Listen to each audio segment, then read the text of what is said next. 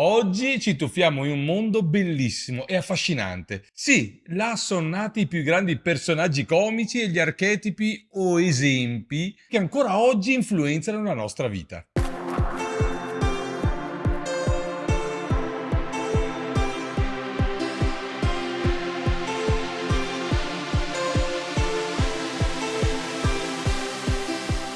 Ciao, io sono Dandy Dan e faccio il comico visuale. Insieme a Diva G siamo un duo comico e in questo canale parliamo di comicità, la sua storia, le sue tecniche e i suoi segreti. In un affollato vicolo del Rinascimento italiano, un gruppo di attori ambulanti si radunò per intrattenere la folla con la loro arte. Era il XV secolo e questa forma di teatro emergente sarebbe presto diventata nota come la commedia dell'arte. Originaria della tradizione popolare, la commedia dell'arte era caratterizzata da performance improvvisate, maschere e personaggi stereotipati.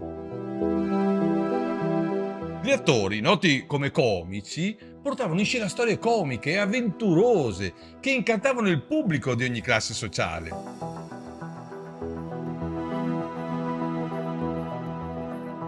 Fonti storiche indicano che la commedia dell'arte iniziò a Venezia tra il XVI e il XVII secolo, anche se le origini potrebbero risalire ancora più indietro nella storia.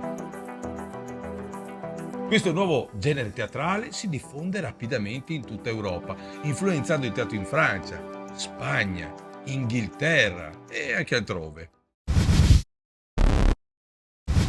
Uno dei tratti distintivi della commedia dell'arte erano i personaggi, ognuno dei quali era riconoscibile dalle loro maschere e costumi peculiari. Tra i protagonisti c'erano Arlecchino, un buffone vivace e acrobatico, Pulcinella, un servo dalla voce gracchiante, Pantalone, un vecchio avaro e vanitoso, e Colombina, la giovane cameriera intraprendente e furba. I personaggi della commedia dell'arte erano spesso definiti dalle loro caratteristiche e posture fisiche, che erano esagerate per ottenere un maggiore impatto comico. Questi personaggi diventarono così popolari che le loro influenze si diffusero nel teatro e nella cultura popolare europea per secoli a venire. A me ne congratulo! A volte le cerimonie cosa voleu da 26 Una delle caratteristiche più sorprendenti della commedia dell'arte era l'abilità degli attori di improvvisare le loro performance. A differenza del teatro classico, dove gli attori seguivano uno script ben definito, i comici si affidavano alla loro creatività e intuizione per costruire le trame e sviluppare il dialogo al momento. Questo stile di improvvisazione richiedeva un talento straordinario e un'esperienza acquisita attraverso anni di pratica. Gli attori devono essere in grado di reagire rapidamente alle situazioni e di mantenere il ritmo comico per tenere il pubblico incollato alla trama. che sia nessun città può essere, io non voglio niente il contrario, ma essere vivo lo vedrete con i vostri occhi. Andiamo. La commedia dell'arte rappresentò una pietra miliare nel mondo della comicità teatrale. La sua influenza sulla comicità è evidente ancora oggi e molti degli elementi della commedia dell'arte sono presenti in forme di intrattenimento moderne.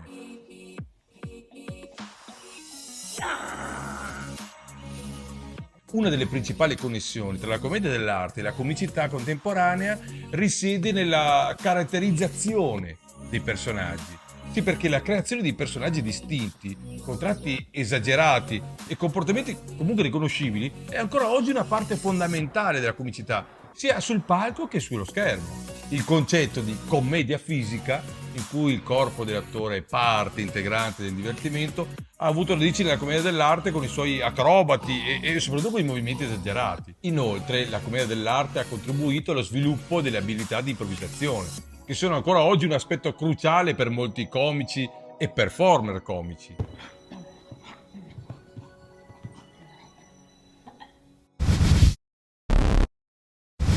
Tra i personaggi più iconici e amati della commedia dell'arte spiccano gli Zanni, figure comiche e vivaci che hanno svolto un ruolo cruciale nel garantire il divertimento e il riso del pubblico. Chi erano gli Zanni? Beh, gli Zanni erano servitori, spesso di origine contadino povera, che facevano parte del mondo teatrale e si distinguevano per la loro astuzia, buffonata e anche vivacità. Il termine Zanni deriva probabilmente dal nome Giovanni o Giacomo, indicando un nome comune, ecco, che sottolineava il carattere comune e umile di questi personaggi. Gli Zanni erano facilmente riconoscibili grazie alle loro caratteristiche fisiche e comportamentali uniche.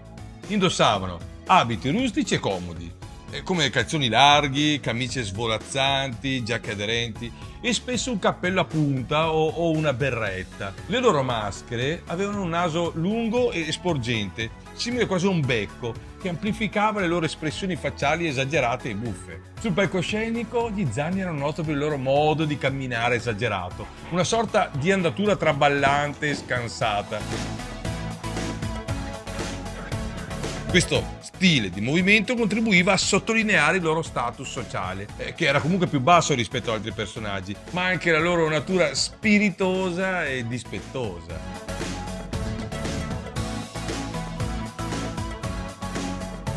Gli Zanni si distinguevano per le loro abilità acrobatiche e certo che per il loro talento nell'improvvisazione comica. Le loro scene spesso coinvolgevano intrighi amorosi, equivoci e scambi di identità, tutto realizzato con la loro peculiare bravura e versatilità.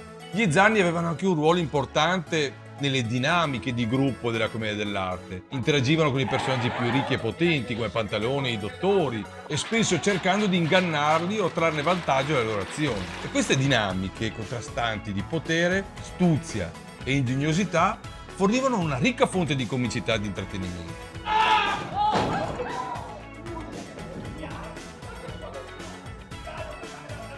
La figura dello Zanni ha lasciato un'impronta duratura nel mondo del teatro e dell'intrattenimento. La loro comicità fisica e le loro astute trame sono ancora presenti in forme di intrattenimento moderne. Sì, lo vediamo ancora negli spettacoli di oggi. Personaggi di film, serie televisive e spettacoli comici spesso si ispirano alle caratteristiche e al carisma degli Zanni, dimostrando che la loro identità è ancora viva. Gli Zanni sono stati una componente fondamentale della commedia dell'arte, soprattutto per il pubblico. La loro abilità di destreggiarsi tra il comico e il tragico, tra il ridicolo e il toccante, ha contribuito a rendere la commedia dell'arte un'arte teatrale senza tempo, che continua ad affascinare il pubblico di tutto il mondo.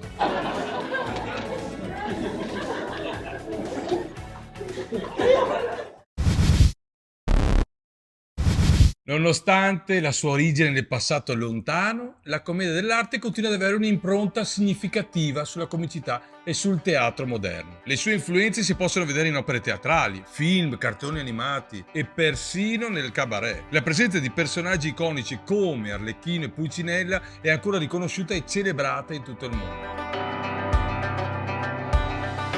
Oltre all'eredità culturale, la commedia dell'arte ha contribuito a plasmare la stessa natura dell'arte teatrale, sottolineando l'importanza dell'improvvisazione, della maschera, ma anche della performance fisica.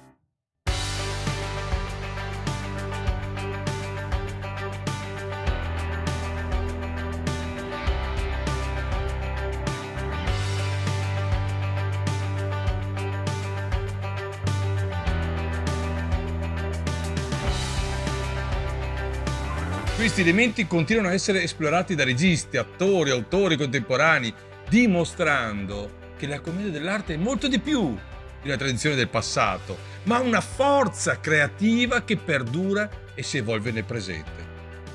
Quien no sabe a dónde va se queda quieto, y quien se queda quieto muere. Así que ¡viva la vida! ¡Viva el teatro! ¡Viva la mitología! Quanto è interessante, ora che sei arrivato fino a qua, la commedia dell'arte. Mi piacerebbe saperlo, ma prima iscriviti e lasciami un messaggio. Se no, come faccio a risponderti?